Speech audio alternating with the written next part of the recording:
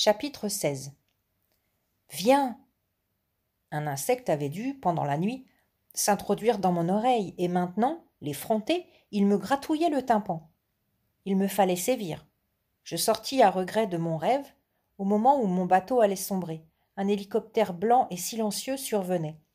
Sa porte s'entrebâillait et descendait pour moi du ciel une échelle de soie. J'ouvris les yeux. Quel sommeil tu as! Bon, habille-toi vite.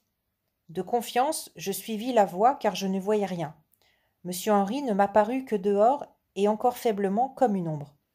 Pour me sauver, il s'était camouflé en garçon de café, costume noir, et avait négocié avec la lune pour qu'elle aille éclairer ailleurs. À la porte de la sécherie, assis sur sa chaise habituelle, le concierge gardien dormait.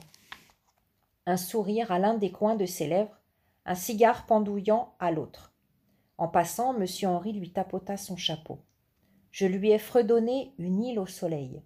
Personne ne résiste à ma berceuse. Demain matin, Nécrole piquera sa colère. Dans la pirogue du retour, une fois éloignés les dangers, nous avons trinqué.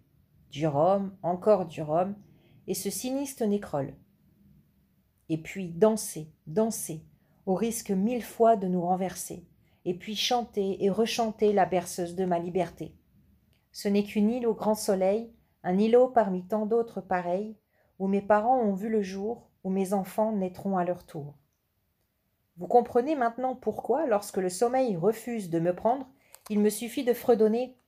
Au grand matin, coiffée de rosée, elle a l'air d'une jeune épousée. Je la regarde et mon fardeau semble aussitôt léger sur mon dos.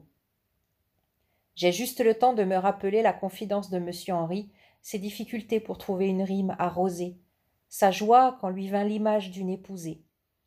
La vie râpe, Jeanne, tu verras. Il faut tout faire pour l'adoucir, et rien de tel que les rimes. Oh, elles se cachent souvent, elles ne sont pas faciles à dénicher, mais une fois installées à la fin de chaque phrase, elles se répondent. On dirait qu'elles agitent leurs petites mains amicales. Elles te font signe et elles te bercent. Je crois que je ne pourrais plus vivre sans mes rimes. Thomas m'attendait sur la plage à côté du neveu décidément de plus en plus sublime.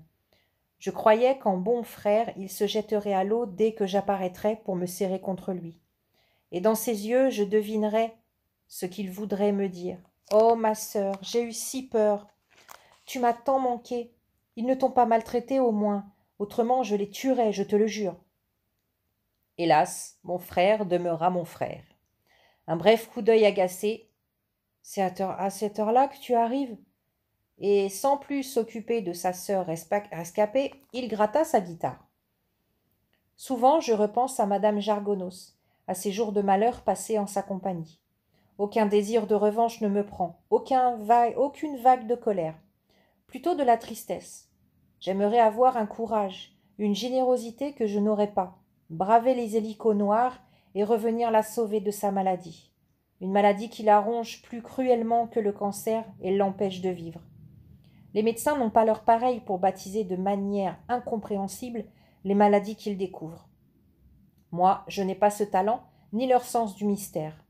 La maladie que j'ai découverte en elle, je l'appellerai simplement la peur panique du plaisir des mots.